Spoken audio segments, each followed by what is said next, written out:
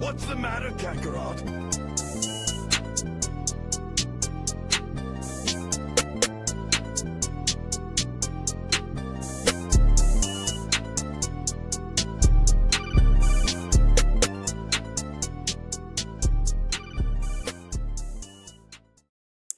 Hi, all my beautiful Blerds. Welcome to another Sunday morning with the Blerd Church of Anime.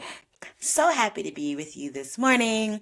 I hope you had a fantastic week. I hope you were able to get things done that you wanted to get done. I hope you were able to have fun with people you want to have fun with. Um, I hope you were able to just relax, chill, whatever you needed to have a good week. I hope that happened for you. I will say that I ended up having a super busy week, much busier than I was expecting, and was not as productive in some ways that I wanted to be, but more productive in other ways. So, a little bit of a mixed bag there, but still a good week. And if you did not have a good week last week, what we like to say around here is F last week. This week will be better. We are always wishing, praying, manifesting better weeks to know that the week could be better than what we had before. Because life is just like that. Sometimes things go down, but there is a point where they have to go up. Sometimes things are on the upswing, and then sometimes they go a little bit down. But ultimately, we want you to continuously have great weeks and you're able to do the work and get to be with the people you love and, enjoy the good things in life despite the craziness of all that's happening. Now, I'll be honest with you. I was hoping to come back this week and do my Castlevania episode. And I have to admit, as I dig more and write more for this Castlevania episode, it is tearing me down rabbit holes. And it feels like if I had planned this better, this would have been like a series of messages like most pastors may do. Like they'll be like, oh, for the week of, or for the month of this month, we're going to talk about these things and have this all laid out in this series of stuff that we add to it. I wish I had done that because now I'm seeing like this main idea I want to do with Castlevania is expanding to other things and help like really influence what I'm talking about this week in hopes that I get to the Castlevania piece next week. Because how lame would it be if I don't get to Castlevania? After all this hype, I know you're like, get it together, girl. And when I say get it together, girl, then who are we talking about? You're talking about me, your pastor, your preacher, your messenger, your what cult leader, whatever you want to call me. I am Black Star, here to talk with you again and bring the message for the Blerd Church of Anime. So, yes, I do not want to talk as long as I did last week because that was fun. But hoping this will be a little bit shorter so I can get back into finishing Castlevania so I can really get this message in for y'all next week, which means we won't have a high dive special on the fourth Sunday like I normally do. But hey, apparently this is a session or this is like a series of messages that all tie into each other. So take that for whatever you want it to have. And I say that because in my conversation, in my thinking about the Castlevania and the crash out and what does it look like to do the big thing that kind of starts off Castlevania, I started thinking and writing about revenge. And when I start thinking and writing about revenge, I come to an anime that is all about revenge. And if you know what I'm talking about, go ahead and say it with me. We're talking about Hell Girl. That's right. I feel like this is a dark fantasy, supernatural thriller. Feels like should be a horror anime.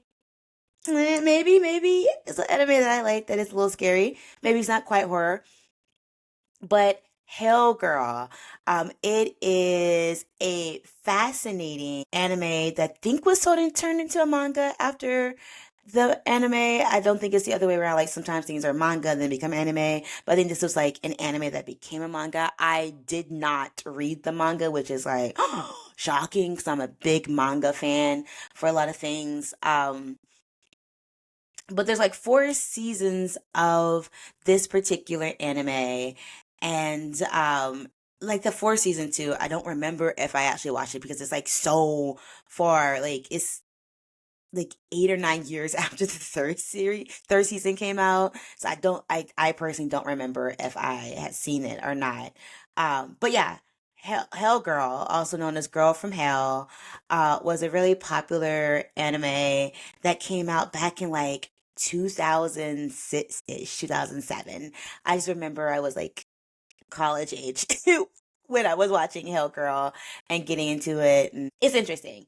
But if you've never heard of Hell Girl, very simply, it is kind of like a villain. It's like each story is a different story. So there are like some things that kind of tie through it. Think of like Cowboy Bebop, where every episode is like a different adventure.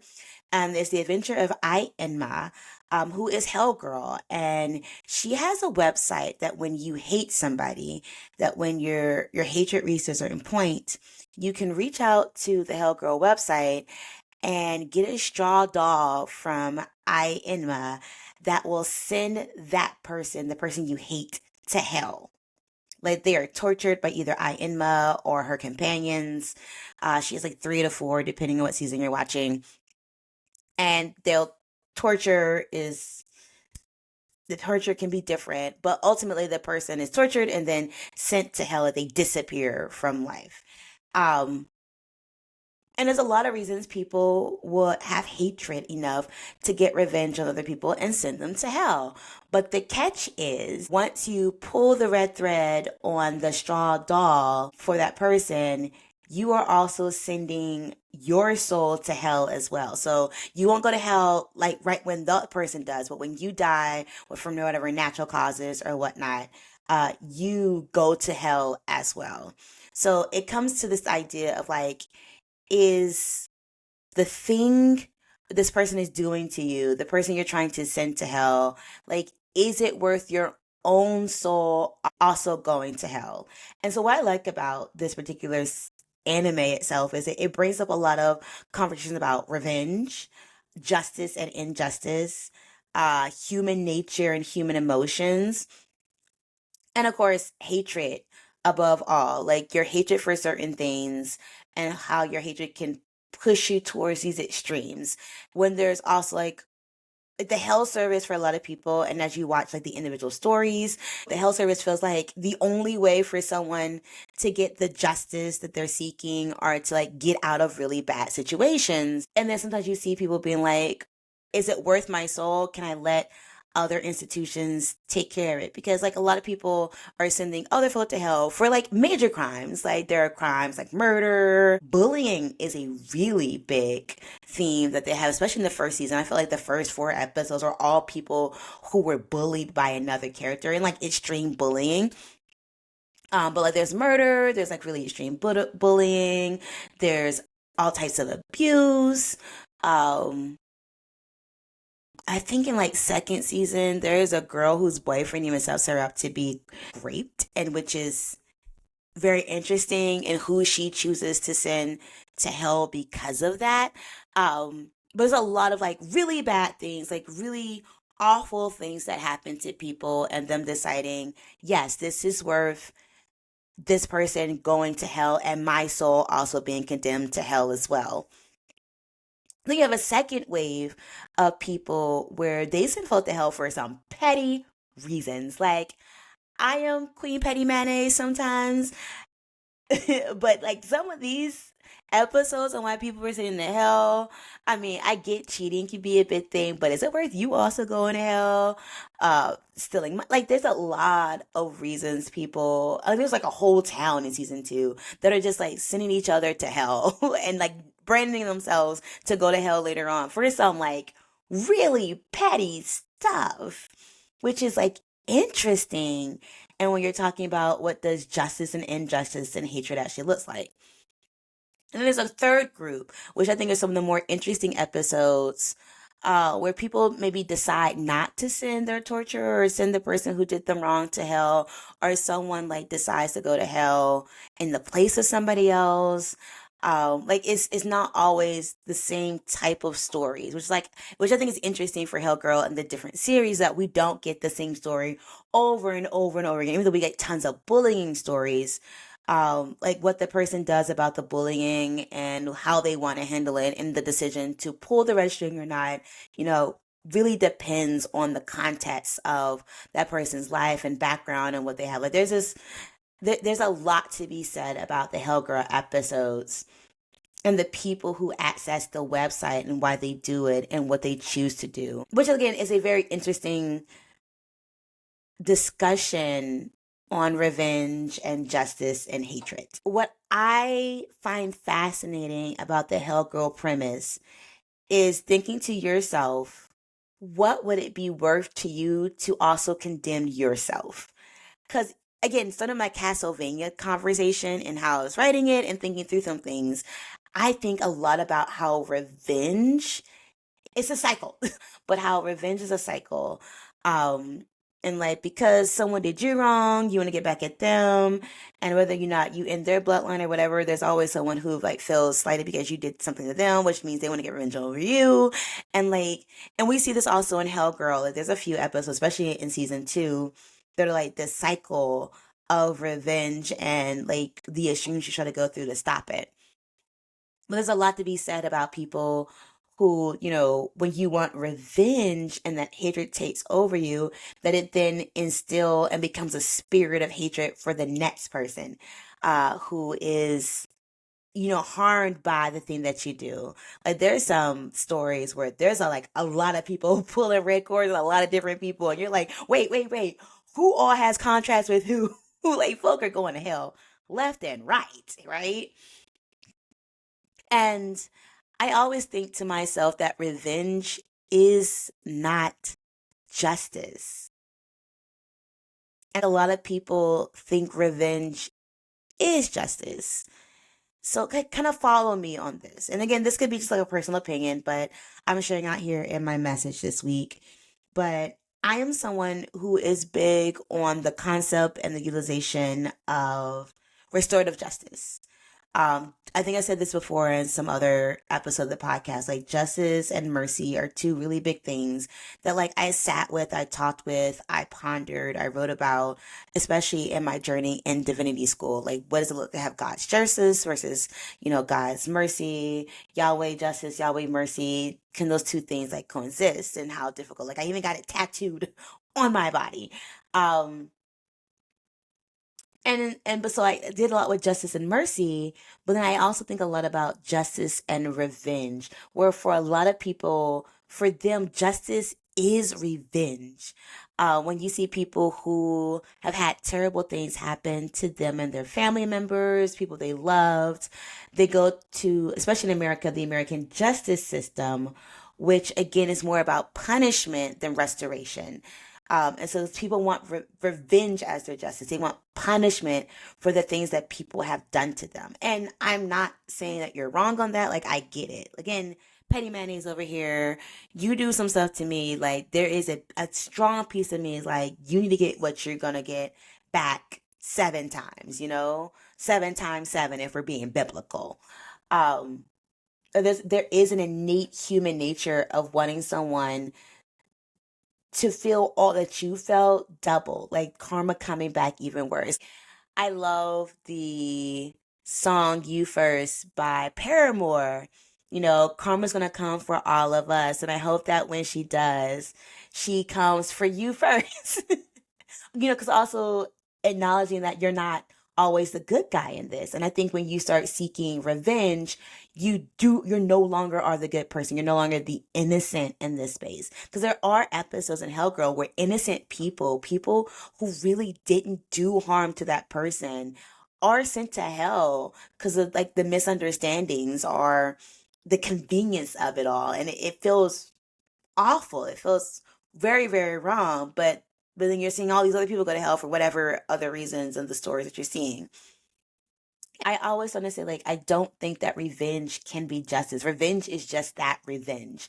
It is a way for a short time, maybe longer, you know, again, not judging people, to feel a little bit better about the karma that comes to other people for the wrongs that they have done you. I think it's very interesting in the Hell Girl universe that, like, yes, when you send this person to hell, you pull the red string, that person goes to hell automatically. Like, do not even get like 24 hours to live out their final lives. They are gone, they taken away. And then you are branded to know that you're going to go to hell when you die, but you live that life, whatever, how long, how short that is, knowing that you go to hell because someone did something enough to you that you wanted that's revenge. And I think throughout some of the stories, and I think just in human nature, there are people who are like, no, totally worth it. I would be happy to go to hell if it meant this person going to hell too. Like people are like, we will go to hell together. And we've seen this. We've seen like this in murder suicides. We've seen this in like stories where folk just they gotta drag other people down with them. Like they can't do this alone. But then you also see other people who live with the guilt and some of the shame of like a weak moment. And again, it's a weak moment because like they're at their lowest point. They've been again severely bullied by a person, or all these things have gone wrong because someone has framed them for something, or is orchestrating their downfall, and you're going a little crazy on it. And then they make this decision, and they're not always sure that it was the right decision. They're not always sure like if their soul was worth it, or even if they live a long life, if they can carry the guilt of what they've done to another person, especially when they see how that's affected other people. And so I always like think to myself, like, when has revenge truly worked out for people? Um, because it's again going back to Castlevania, I don't want to get too far ahead of myself. Like, or maybe I'll use the analogy of John Wick. I think I might have said this before, but like I love the John Wick movies, and I think the first John Wick movie is probably the best because after they kill his dog, not just steal his car, but kill the dog of his wife, got him after her passing. I think there's not a person, a soul who's watched this movie who are in the theaters when I first saw it to be like, no, you should forgive them. You should find a way to like do restorative justice with these people who've done you wrong. I think we were all like, nah, go get them. Go kill these bastards. Like make them rue the day they made Baba Yaga come out of retirement, right? And there's something so like cathartic about a revenge fantasy. I watch a lot of revenge fantasy movies and TV shows, just thinking about how the people who've done somebody wrong gets what coming to them. Again, a lot of us equate revenge with justice. But then we get to like the fifth John Wick movie and Ballerina, and I started asking myself, has John Wick known a moment of peace since the first revenge plot? Like, I know in the movies like we have to come up with all these other reasons for him to keep being this super interesting assassin and doing all this stuff and making the good guy. But like at the end of the first one, he's in that veterinary office and finds a new dog. And it could have been just the only film, so he could have walked off in the sunset and like retired again. But of course, the franchise doesn't want that. Now we're like, okay, it gets bigger and bigger and bigger. Like his wife has died, the original dog has died, he's gotten his revenge, but does it ever feel like he gets peace again? And I would just say no. Because I think a lot of times when you focus on revenge, you don't get peace. And I think you just have to be okay with that. Again, I am not, again, trying to judge anybody for the route they decide to take. I think we are all on very different journeys on what it means to like. I know I can think of like a Kendrick Lamar lyric. Someone shot his auntie, his cousin, his family, his whatever. Like they done like it's revenge on sight for him, whatever that would mean for the rest of his life. And I think there's some people who'll be like, okay, if a family member, someone I love, is harmed in that way, shot down, killed in the streets, what would I do? Would I be the person who would like, I want revenge for this member, I want their fault to be shot down, or I want that person to be shot down, or I want that person to be caught and let the justice system take it cold. I want to see that person in jail. I want to see that person in jail for the rest of their life. I want to see that person on death row. Like, there's a lot to be said about that, and like your understanding of people and why harm has come to you. And I think when there's senseless violence, it feels like revenge is the best place because, like, in restorative justice, and I'm coming back around to this, see how we made this cycle and the circle. it's about the harm done and the way for people to repay the harm. And I do think, like, yes, there's no way you can give me a dead loved one back. Like, you cannot replace someone. I think if someone lost their sense of safety, if someone has a really traumatic experience at the hands of someone else, it's a lot that, like, you cannot give that back. That is not something you can restore. But restorative justice isn't like giving that loss back. It's like, what can I do to make amends and maybe build a better bridge so that, like, our relationship isn't severed in the community. And I admit that is very, very hard.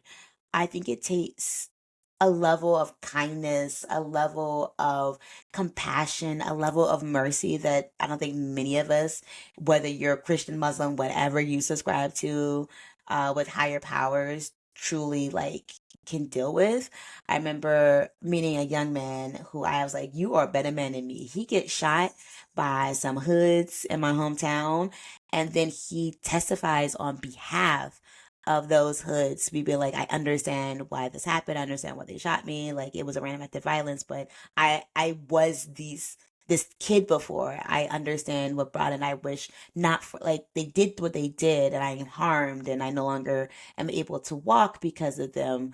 But like, I don't wish the worst on them. I wish, a lighter sentence so then we can like work to like rebuild them and like seeing their humanity because they came from a place of understanding what makes a person become that thing that would harm somebody for money or clout or whatever.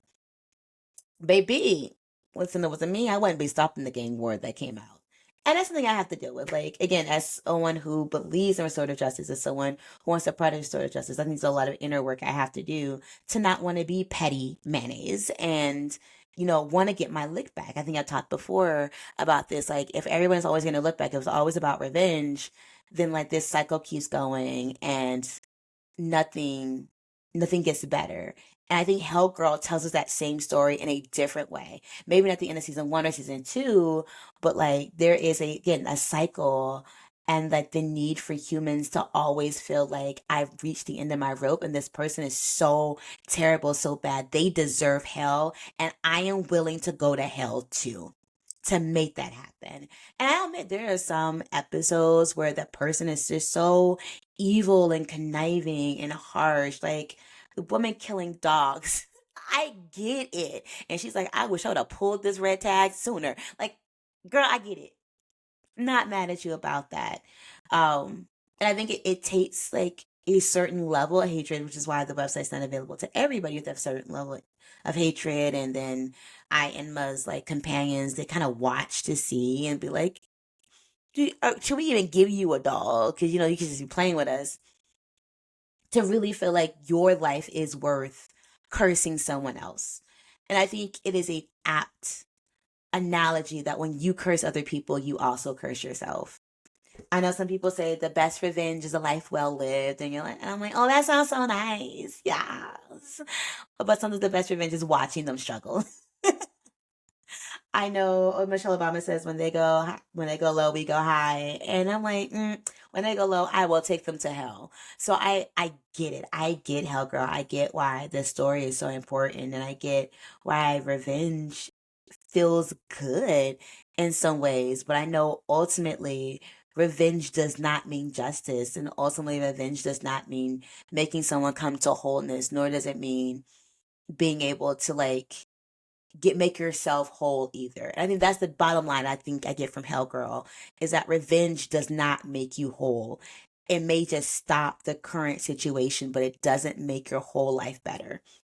And I think if you are okay with that, then do what you need to do. Access the Hell Correspondence website and do what you need to do. But just don't come at me because I'm trying out here to be real innocent. If you got a problem with me, come speak to me about it. I will try to do restoration before you send me to hell. And I think there's also some episodes where like they confront their bully, confront the person who's wronged them, and try to get them to apologize or make amends or turn themselves in. And the person's like, kick rocks, and they're like, cool, pull this cord, let's go.